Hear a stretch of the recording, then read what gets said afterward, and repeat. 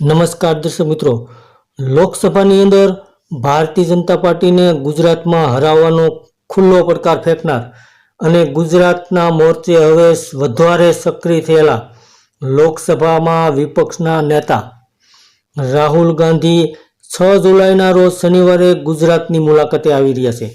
તેમાં અમદાવાદમાં ગાંધી આશ્રમની મુલાકાતની સાથે સાથે રાહુલ ગાંધી રાજીવ ગાંધી ભવન પર પથ્થરમારામાં અટકાયત કરેલા કાર્યકરો સાથે મુલાકાત કરશે અને સાથે સાથે રાજકોટમાં અગ્નિકાંડ, હરણી તળાવની બોટ દુર્ઘટના, મોરબી ઝૂલતા પુલની દુર્ઘટના અને સુરત તક્ષશિલા અગ્નિકાંડના પીડિત પરિવારોની પણ મુલાકાત લેશે તેવા સમાચાર મળી રહ્યા છે।